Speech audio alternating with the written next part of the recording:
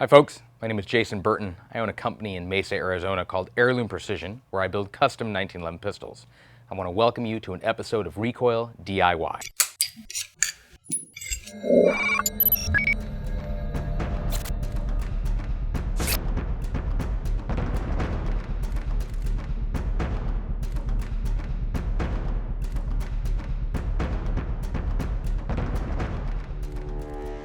Today we're going to be addressing extractor tension on the 1911 pattern pistol. I'm going to be showing you how to add or remove tension depending on what you need. Things you're going to need to accomplish this: a pin punch, a live cartridge, and of course a 1911 pistol. I use a live cartridge to do this versus a fired cartridge case because a live cartridge has weight to it, so it better replicates the position of the cartridge while it's being controlled by the extractor. So let's get started. I've already field stripped my gun here, and the first thing I need to do is I need to get access to the extractor. I need to remove it from the slide. I'll take my pin punch, I depress the firing pin, and as it's all the way depressed, I leverage down on the firing pin stop. This begins to slide it downward in its raceway.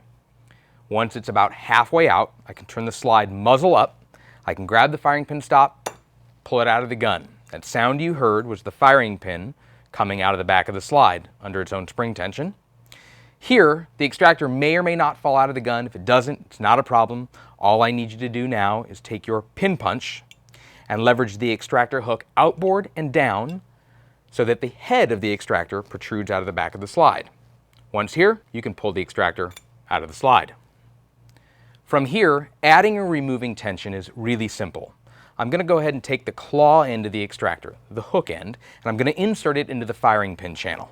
If you want to add tension, I'm going to push the extractor this way. You'll notice that the head of the extractor, the slot in the head of the extractor for the firing pin stop, is facing my left. So if I want to add tension, I simply push to the left. If I want to remove tension, I simply push to the right. Basically creating more of a bend or less of a bend in the extractor.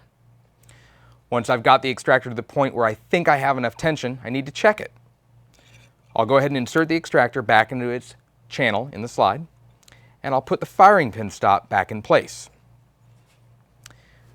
Taking my live cartridge case, I'll insert it underneath the extractor hook in the position it would be basically when the gun is going to discharge.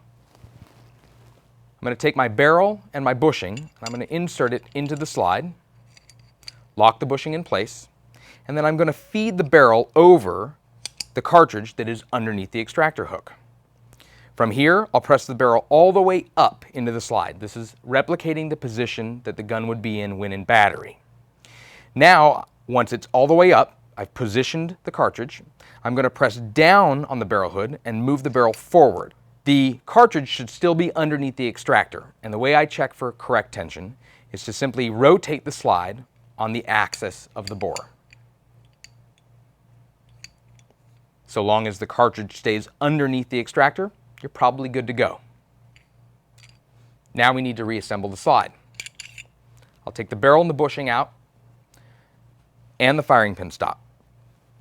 I'll take my firing pin and spring, insert it into the firing pin channel, then I'll turn the slide over so that the slide rails are facing up, take my firing pin stop, insert it into the raceways, and using my pin punch, I'm going to depress the firing pin until the firing pin will start into its channel. Once it starts, I remove the punch, press the firing pin stop back into the slide's reassembled. I'm Jason Burton with Heirloom Precision, and I thank you for joining us at Recoil DIY.